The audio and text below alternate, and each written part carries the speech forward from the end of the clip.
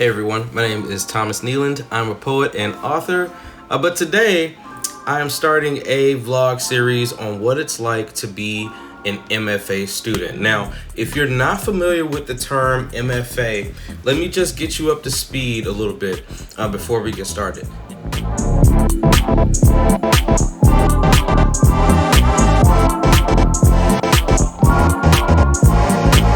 An MFA is a Master of Fine Arts degree, and you'll typically find that students who pursue this degree will come out with a specialization in film, in journalism, creative writing, maybe in poetry, nonfiction, fiction, and there are probably other areas, I'm sure, but my concentration is poetry. And I am currently an MFA student at Butler University. I started my MFA journey in 2015, and while I finished the first year of the MFA program, I had to withdraw from the program because of life. Usually when life punches you in the face, you need to adjust accordingly, so I did.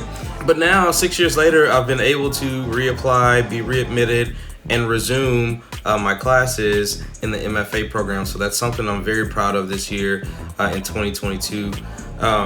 So I'm going to share what it's like to be an MFA student, and maybe this will help you find the confirmation that you need in order to pursue your passion as well. So I was talking with a friend the other day, and they asked me, what's so important about being an MFA student? Couldn't you just write books on your own? Couldn't you just publish your own poetry? Well, it's funny because I already have done that. I have written books of my own. I've written 6 of them. One of them was a bestseller on Amazon for a while. I'm getting this MFA degree because I want to teach creative writing to other aspiring writers one day. And so we'll talk about this in some later videos, but the MFA is going to help me on that journey to professorship. One other thing about being an MFA student is that no matter what genre you're trying to go into, especially in terms of writing, you always have to be in a state of reading and absorbing more, especially if you want to create more. It becomes increasingly important to always be a reader because that is the only way that you can learn from other writers and develop your own voice and what it means to become a writer in your own right. Right now, I'll give you a couple of examples of what I'm reading. So I'm reading Rudy Francisco's I'll Fly Away. It's a really great book. It also capitalizes on the ability to command language. If you haven't heard of Rudy Francisco, I do encourage you to head over to Barnes & Noble or wherever you may find his books and purchase a copy. Next, Sightseer in This Killing City by Eugene Gloria.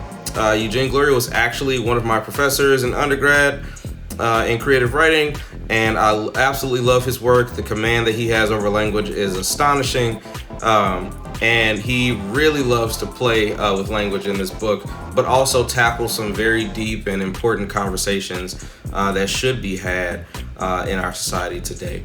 So, Sightseer in This Killing City, check it out. Joy Priest's Horsepower. Joy Priest is a poet from Louisville, Kentucky. So she talks about the dualism of being a biracial young woman in this poetry book. She also has references to the Derby and other things that have helped shape her life and how she's come to some conclusions as a writer.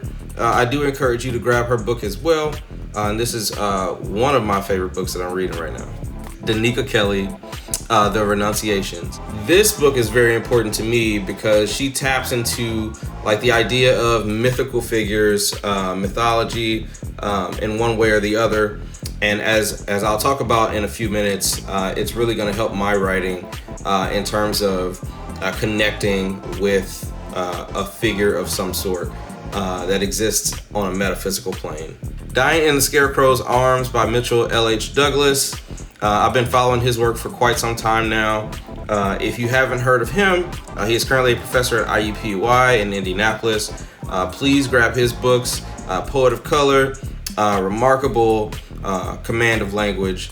And I think that this is a book that you would definitely want to read, especially since it does tackle a lot of our problems that we see today in society as well. Even though I've read these books before, it is important that sometimes you may have to read a book again. And especially for me, these books are helping to shape who I am as a poet in this current space and time. I'm working on a couple of things, especially being in the MFA program. I'm prepping for a lot right now. But first, I'll mention that I just finished 2 summer workshops, one in fiction and one in poetry. So I want you to help me celebrate that I just earned 2 A's in both of those classes. And so now I have about a month and a half left before the fall semester starts. And I'll be taking a poetry theory course and my final graduate poetry workshop course, both in the fall semester. And then in the spring, I take one more elective class, and then I can start on thesis work in the spring as well. And then that'll carry me out to December of 2023 when I'm expected to graduate from the program. So the other thing that I'm working on is when it comes to my writing, I'm doing a lot of research on African diaspora and mythical figures. Right now, they're 2 separate topics, but as I shape my initial ideas for the thesis, they're going to eventually work together to accomplish that goal. What I hope to accomplish at the end of my thesis is a full-length collection of poetry. As you can see, I have a lot of reading and writing to do, and that's what I'm actually about to get to right now. Right after I grab my tea, of course.